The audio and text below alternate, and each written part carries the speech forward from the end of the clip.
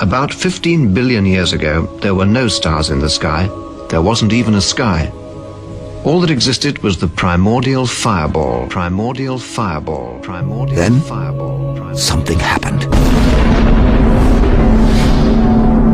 In a flash, everything suddenly expanded.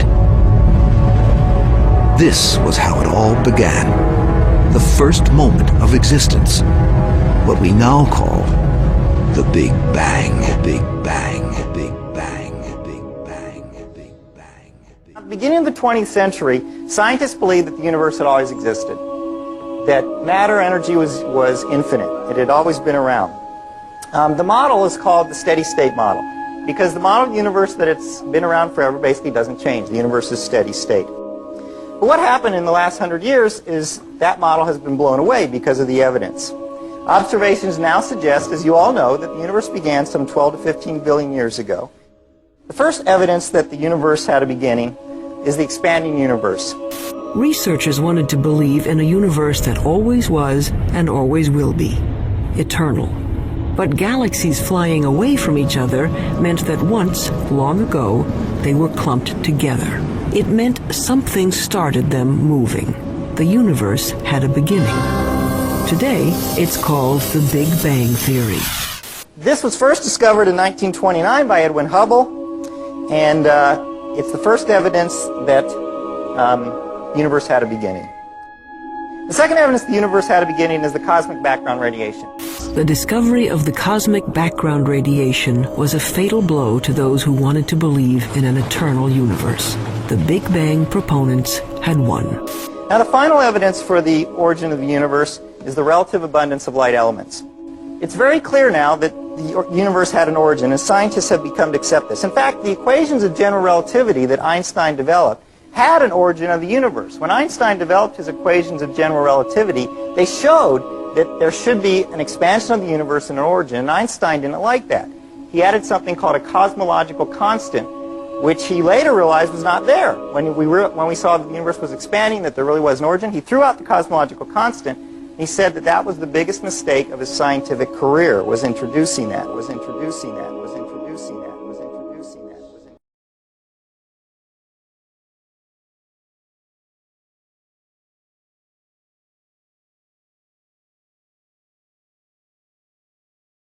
That there is a mathematically precise structure to the universe and everything in it. One everyday example of this precision can be found in the plants. Many plants, including elm trees, grow their leaves, twigs and branches placed exactly halfway around the stem from each other. Next in the series are plants like the beech tree, with leaves placed 1/3 of the way round the stem from the previous leaves. Third in the series are the plants like the oak, with leaves placed at every 2/5 of a turn. The holly plant is the next at 3/8, while the larch trees are the next at 5/13, and the sequence goes on and on. Notice the number sequence of these fractions: 1, 1, 2, 3, 5, 8, 13, and so on. Each number is the sum of the two numbers which came just before it in the sequence. This particular mathematical pattern is called the Fibonacci series. Take, for example, the sunflower. The display of its florets are in perfect spirals of 55, 34, and 21. The sequence of Fibonacci. The sequence of Fibonacci. The sequence of Fibonacci. The sequence of Fibonacci. The fruitlets of the pineapple create this same spiral based on the sequence. The pine cone does the same. As currents move through the ocean and the tide rolls onto the shore, the waves that bring in the tide curve into a spiral that can be mathematically diagrammed onto a plot at the points 1, 1, 2, 3, 5, 8, 13, 21, 34, and 55. Buds on trees, sand dollars, starfish, petals on flowers are formed with this exact same blueprint.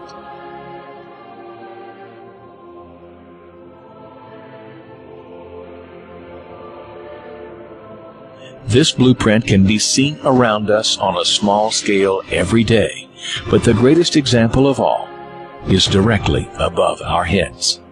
At an average of 100,000 light years across, even the spiral of the galaxies above us are formed with the exact design. This sequence, or blueprint, appears to be the trademark of a designer, a proof of a creator. Also known as the golden mean, the divine proportion is a mathematical formulation exhibited in everything from the double helix of DNA.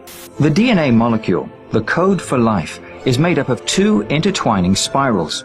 We find the 0.618 ratio between the helix's width and cycle length. To the form of the human body itself.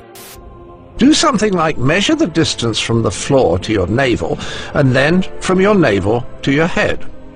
If you're well proportioned, the ratio should be 1 to 1.618, and that ratio is seen all over the beautiful body.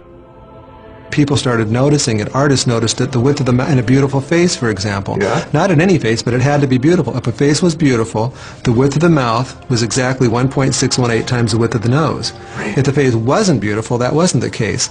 Dentists, in their dental work, noticed that the upper front tooth was 1.618 times as wide as the next tooth over, the lateral incisor. Oh. So the central incisor was 1.618 times the width of the lateral incisor, the next tooth over. Wonderful. Give me some more examples. Your fingers, your fingers are each called phalanges, and each bone of the finger is called a phalanx. And the phalanx that's the closest to your knuckle here is 1.618 times the phalanx that's in the middle, and that's 1.618 times the length of the phalanx at the end, which is your fingernail.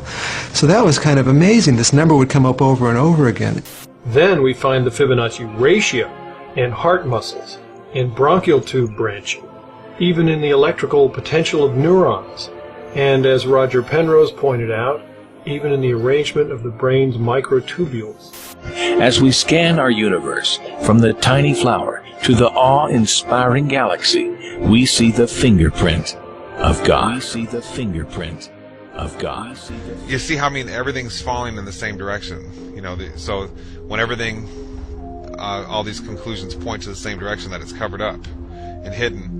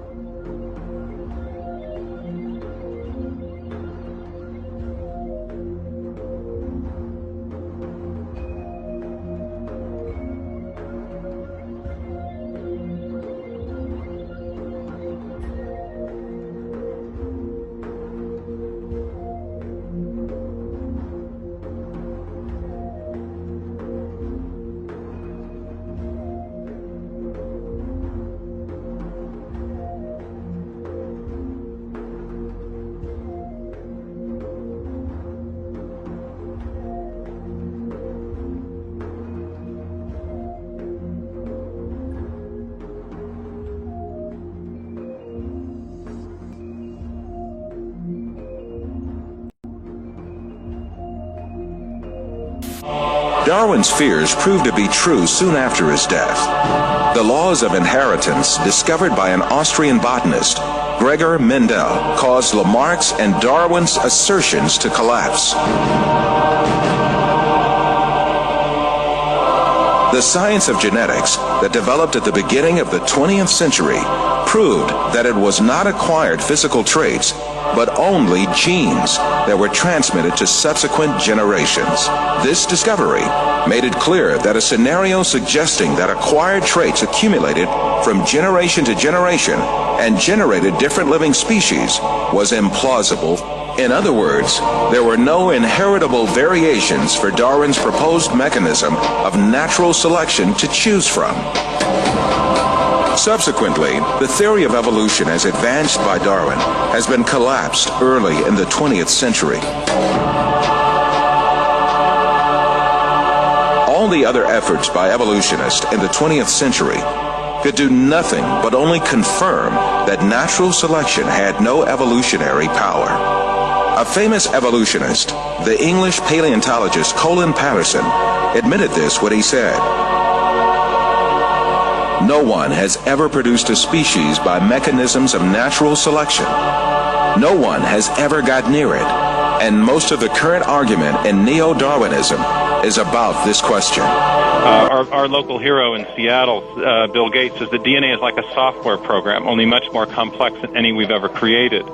And that's a very suggestive remark, because we know that programs always come from programmers.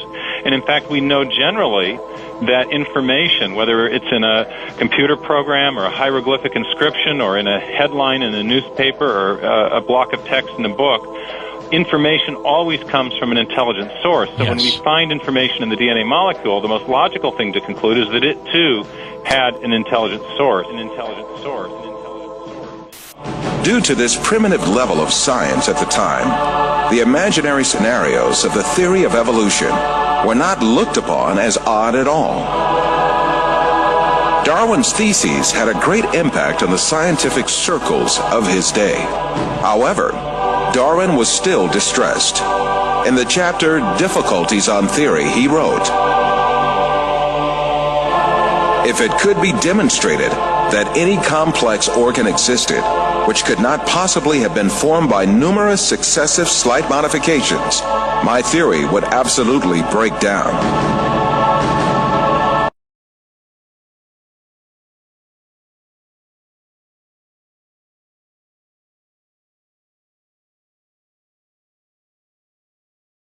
And as we have been programmed mentally, intellectually, one must be aware of this being programmed like a computer. The programming that we are constantly assaulted by throughout our life conditions us. It programs us to a particular worldview. Is they are absolutely propagandizing the world with all of their theses about the nature of the universe that we live in, where we come from, our origins, the origin of the universe, and so forth. The project is literally the secularization of the world, to completely strip the world from religious beliefs. This is the project, and that is why it is called Novus Ordo Seclorum, a new secular or worldly order. A new study says the news media have been pushing a gospel of godlessness on the American public. Sure, it's hard for some of you to believe, but you will never see it more clearly than you will today. I mean, it's just so amazing. The creationists were right all along. To be honest, they just didn't have the argumentative skills. All of you are engaged in running your mouths, doing your business, multiplying, buying houses, cars, business, whatever you're doing. And when you're told about God, religion, life, morality, you're saying, look, I ain't got no time for that. Because this media is here and designed to make sure that they ask no critical questions. To make sure that the only thing that they are concerned about is having a good time. The only thing they're concerned about is filling their bellies. The only thing they're concerned about is acquiring more and more material things. And so that is why today, one of the struggles that you have as young people, that when you want to do different events and you want to talk about real issues, you have the struggle of many of your peers who've been so conditioned in this matrix that they would rather party than listen to the truth. They would rather party and shop and go to the mall than to stand up for issues of justice. They're stuck in the matrix. But you have the responsibility of helping to wake them up, Now, how do we know that there's a God? After having been thoroughly brainwashed. And how do we know that there's a creator?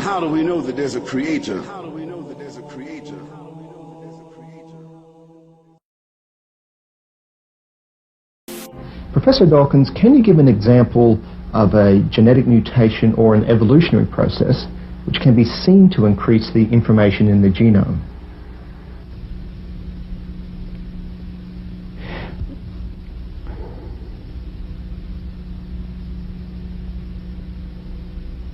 The truth is very evident.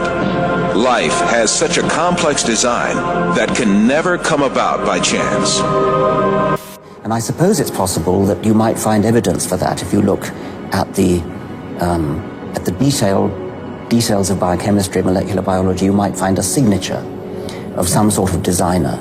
Wait a second. Richard Dawkins thought intelligent design might be a legitimate pursuit? Richard Dawkins is his name. Arguably the world's most famous atheist. I don't know how you would test for that, but maybe we'll ask him. So, right off the bat, what's wrong with, in your opinion, with believing in a God, regardless of who the God is? I think it's false. I think that it's a matter of belief without evidence. And I suppose it's possible that you might find evidence for that if you look at the details of biochemistry, molecular biology. You might find a signature of some sort of designer. Wait a second. Richard Dawkins thought intelligent design might be a legitimate pursuit? And that designer could well be a higher intelligence from elsewhere in the universe.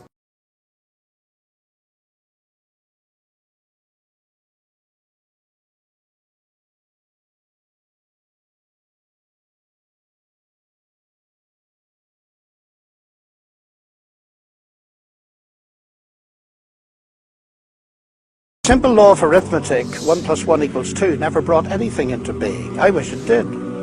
It never has put any money into my bank account. If I put £1,000 into the bank today and later another £1,000, the laws of arithmetic will rationally explain how it is that I now have £2,000 in the bank. But if I never put any money into the bank myself and simply leave it to the laws of arithmetic to bring money into being, I shall be permanently bankrupt. C.S. Lewis, with usual brilliance, grasped this years ago. The laws of nature produce no events. They state the pattern to which every event, if only it can be induced to happen, must conform. Just as the rules of arithmetic state the pattern to which all transactions with money must conform, if only you can get a hold of any money. Thus, in one sense, the laws of nature cover the whole field of space and time. In another, what they leave out is precisely the whole real universe. The incessant torrent of actual events, which makes up true history, that must come from somewhere else. To think the laws can produce it is like thinking that you can create real money by simply doing sums. For every law says in the last resort, if you have A, then you will get B. But first catch your A. The laws will not do it for you. Now, scientists love developing theories involving mathematical laws to describe natural phenomena, which enable them to make predictions, and they've done it with spectacular success. But most are aware, I think, that on their own the theories and laws that they find cannot create anything, let alone a universe. Yet Hawking seems to think they did. Professor Stephen Hawking says that modern science has established there was no need for God in the creation of the universe. In a new book, Hawking suggests that a theoretical framework known as M-theory can explain how the Big Bang was an inevitable consequence of the laws of physics. According to him, it is the laws of physics, not the will of God, that provide the real explanation as to how the universe came into being. The Big Bang, he argues, was the inevitable consequence of these laws. I quote, "Because there is a law such as gravity, the universe can and will create itself from nothing." Now, a supernatural being, or God, is an agent who does something. Dismissing such an agent, Hawking ascribes creative power to physical law. But physical law is not an agent. Hawking, it seems to me, is making a classical category mistake by confusing two entirely different kinds of entity: physical law and personal agency. Our physical laws are a description, usually mathematical, of what normally happens under certain given conditions. This is surely obvious from the very first example that Hawking gives in his book. The sun rises in the east. But this law does not create the sun, nor the planet Earth with east and west. It is descriptive and predictive, but not creative.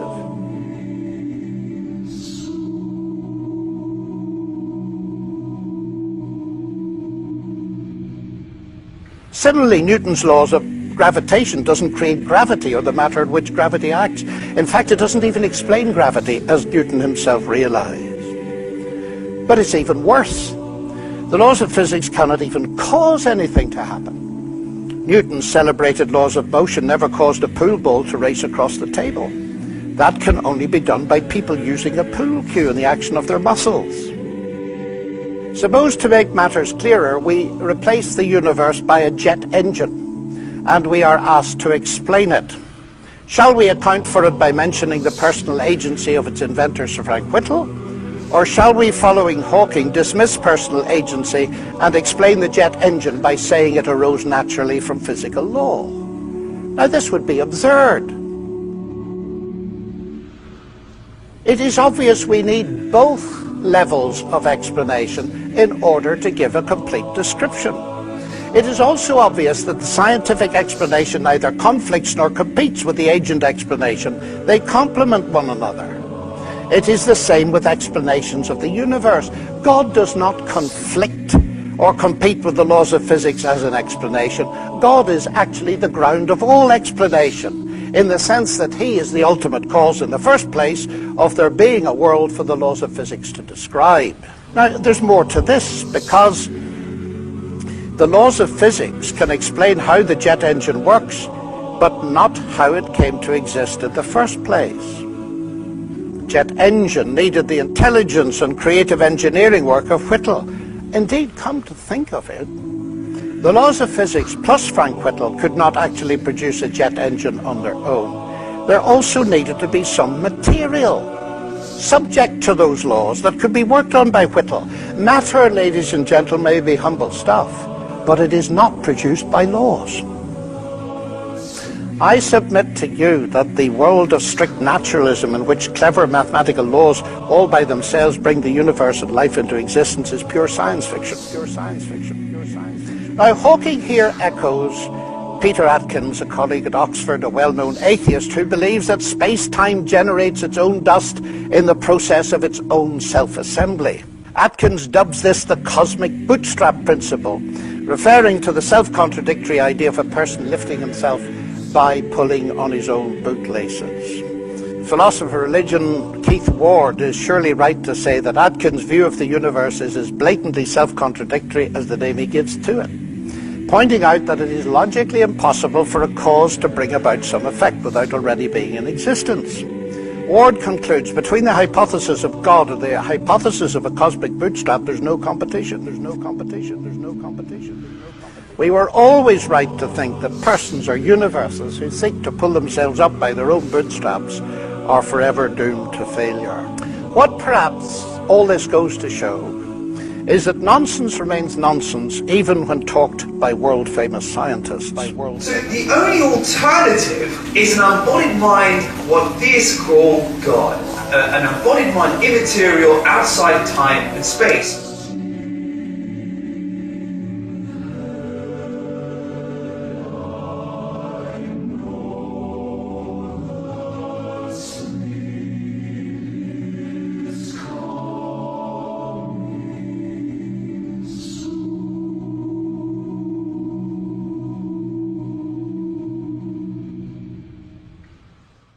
So there's a God.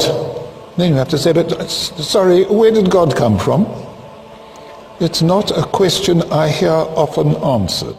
In order to recognize that an explanation is the best, you don't have to have an explanation of the explanation.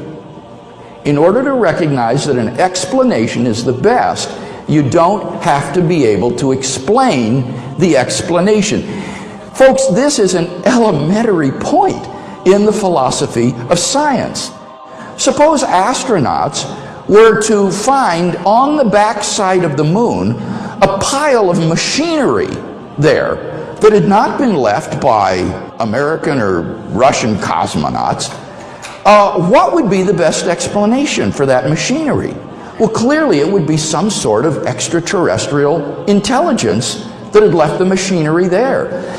And you don't have to have an explanation of who these extraterrestrials were or came from or how they got there or anything of that sort in order to recognize that the best explanation of this machinery is intelligent design. In order to recognize an explanation as the best, you don't have to have an explanation of the explanation. In fact, when you think about it, requiring that would immediately lead to an infinite regress of explanations. You would need an explanation of the explanation, but in order to recognize that as best, you need an explanation of the explanation of the explanation, and then an explanation of the explanation of the explanation of the explanation, and so that nothing could ever be explained. One of the outdated philosophical cliches, in my opinion, is that, well, who created God? We hear that all the time, and they think it's a baseball bat against the theists. But it's made of sponge. And let me tell you why. If we say, what caused the cause that caused the universe, then let's continue. What caused the cause that caused the cause that caused the universe? Let's continue. Then what caused the cause that caused the cause that caused the cause that caused the universe? Let's carry on. Then what caused the cause that caused the cause that caused the cause that caused? And that goes on and on and on backwards. But at one point, I have to have an uncaused cause, or there would be nothing in existence today. Think of a string of dominoes. You have a domino that knocks over a domino that knocks over a domino. I have to have a first domino, or that string of falling could never start. So in essence, to claim who created God or what caused the cause of the universe is the equivalent of saying that we don't have a universe. That we don't have a universe. That we don't have a universe. Remember the premises of the argument I gave. Everything that begins to exist has a cause. Something cannot come into being out of nothing. But if something is eternal and timeless, then it doesn't fall under that first premise. It doesn't need a cause. And the concept of God is the concept of an eternal, self-existent, necessary being, and therefore the answer is simply that God is uncaused. He is self-existent. Dear Dr. Craig, one of the objections which has been raised is the first law of thermodynamics, the rule that matter and energy can only be rearranged, or in other words, that matter is neither being created nor destroyed. Yeah. What's funny about this objection is that this is not an objection to the existence of God. This would be an objection to the Big Bang theory of the origin of the universe. It would show that the Big Bang theory of the origin of the universe is false, because according to that theory, all matter and energy, even space and time themselves, came into being at the moment of the Big Bang and are therefore not eternal. They haven't always been there in the past. So if these fellows were right, all contemporary cosmologists who believe in the Big Bang theory of the origin of the universe would be contradicting the laws of thermodynamics, and that's hardly the case. Why? Well, because the laws of thermodynamics, in particular the law of the conservation of matter and energy, only applies once the universe comes into being. It applies at every moment, at every time, and every point in the universe. But it doesn't apply to the origin of the universe itself. And that's why cosmologists don't consider that the law of conservation of energy and mass is violated by the Big Bang theory of the origin of the universe.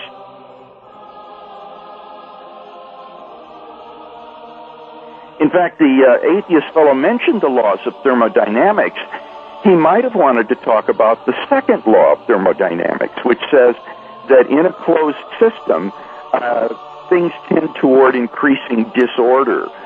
Now, the universe on the atheistic view is just a gigantic closed system because it is everything there is and there's nothing outside it. And what that implies is that given sufficient time, everything in the universe would grind down to a state of maximum disorder. So if the universe has existed for infinite time from eternity past, why is it that we don't find ourselves in this sort of thermodynamically disordered state? I think that the best answer to that is that the universe has not existed forever. It began a finite time ago in a low entropy condition, and the thermodynamic clock has been running ever since then. So the evidence of thermodynamics itself suggests that the universe and matter and energy are not infinite or eternal in the past, but had an absolute beginning. To remind ourselves of the argument again, we have premise 1, whatever begins to exist has a cause. Premise 2, the universe began to exist. And from that we draw the conclusion that the universe had a cause. The universe had a cause. The universe had a cause. So we ask another question, what is the nature of this cause? And the nature of this cause, upon conceptual analysis, which means critical thinking about this cause, we come to some startling conclusions. This cause must be one. The reason for this is because if we use the philosophical principle Occam's razor, which posits that we do not multiply entities beyond necessity, then we conclude it must be one. This cause must be uncaused, as we have already discussed the absurdity of an infinite regress of events. Similarly with causes. This cause must be immaterial because it created the sum of all matter, which is the universe itself. Significantly, brothers, sisters and friends, this cause must be personal. The reason I'm saying this is how else can an eternal cause bring into an existence a finite effect, the universe that had a beginning in time? It must have chosen the universe to come into existence, and choice indicates a will, and a will indicates a personality. So, we have concluded the traditional view on God, that a transcendental, immaterial, uncaused, eternal being exists. Being exists. Being exists.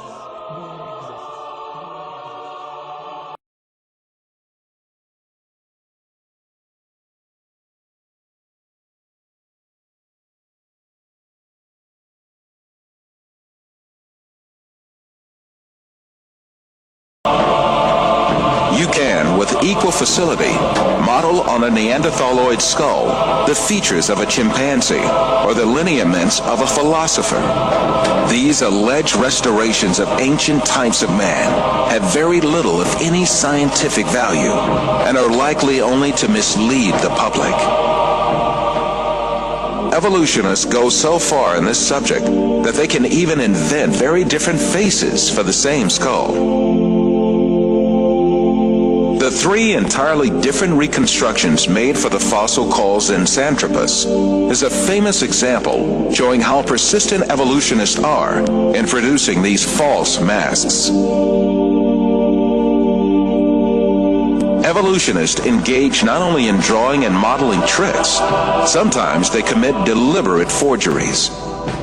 The most famous of these frauds is the Piltdown fossil, introduced in England in 1912 by an evolutionist named Charles Dawson. This fossil was presented as the most important transitional form between ape and man and was displayed in museums for more than 30 years. Experts who re-examined the fossil in 1949 discovered that it was a forgery that had been produced by attaching an orangutan's jaw to a human skull.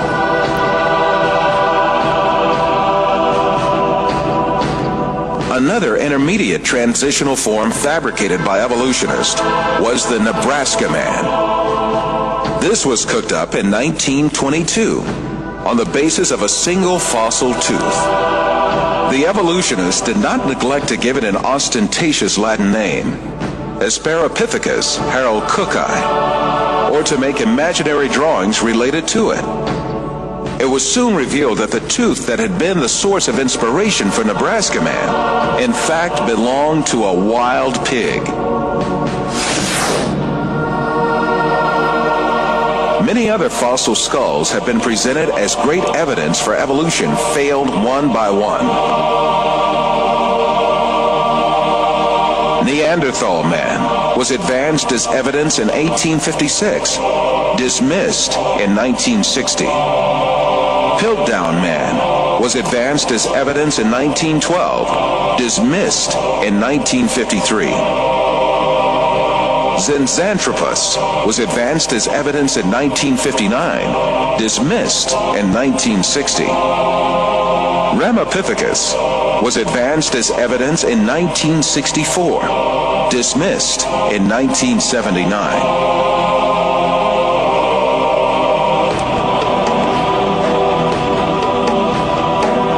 Despite all these facts, these skulls are still presented to the public through the media and in some evolutionist textbooks as if they were scientific facts. In many countries, an important part of the society supposes that evolution is a proven fact. A great deal of this so-called evidence of evolution, much of which has been dismissed by evolutionists themselves, is still presented to school children in their textbooks, where they are depicted as the ancestors of man.